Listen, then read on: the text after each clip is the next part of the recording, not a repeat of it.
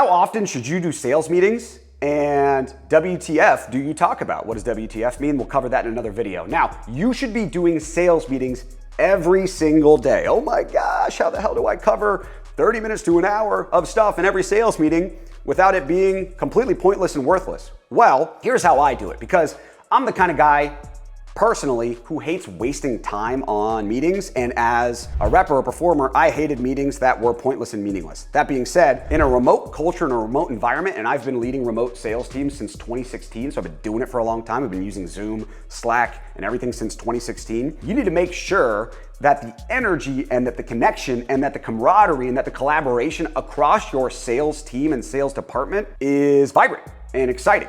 But that being said, you don't want them just sitting there and talk about the same things and not have anything to do and twiddling their thumbs. They're salespeople. They're hungry, and if they're commission only, they want to make sure their time is spent doing something that's going to help them make more money. So here's how I like to do it. On Mondays, I like to have a 45 to hour-long sales meeting where I go over numbers from last week. I go over their end-of-week report from Friday where they listed the number one win, the things that they learned, and the thing that they needed help with the most, and then translate that into what I call their weekly skill focus. This is the number one thing inside of their sales ability that they could work on that would move the needle the most. And typically, if you're looking at their sales process or the sales function in chronological order, meaning this is what happens first in the sales process or conversation, this is what happens second, this is what happens third, you want to focus on the skills that happen earlier in the process, because even if their closing question or their close ask is a B, and if getting it to an A would help close X% more deals, it's going to be way higher leverage to get more people to the grade level B close question than it would be to take the 2 people that they got to the close question and make their close question go from a B to an A. Hopefully that makes sense. It's just like looking at any sort of funnel. You want to make sure the top of funnel is working really well, and then you'll optimize the bottom of funnel. So I have every single person list what it is that they need to work on that week and create an execution plan. Their execution plan typically involves role plays with other people, practicing on their own, reviewing their own calls, sending calls to me or their manager to be coached. And so that's what I do on Monday. On Tuesdays and Thursdays, I like to do what I call a sales stand-up. I keep it short, typically about 30 minutes. We go over numbers, weekly skill focus, potential departmental or company updates to make sure everyone's up to date. And in every single sales meeting, I go over wins also. So, have them chime in wins. That's a really good thing to do for energy and positivity. That's really important. So Tuesday and Thursday, I keep it short. Wednesday, I do a team-wide coaching call. So we actually do live call coaching and call reviews. I don't like to do it ad hoc. I like to have everyone based on their Monday skill focus and what they've been experiencing by the end of day Tuesday. I like to have that inform what we will coach on Wednesday. So we might do role plays, we might go over call recordings and reviews, or whatever else, right? Whatever the biggest segment of the team is dealing with is the thing I'm gonna focus on with the entire team. And then Friday,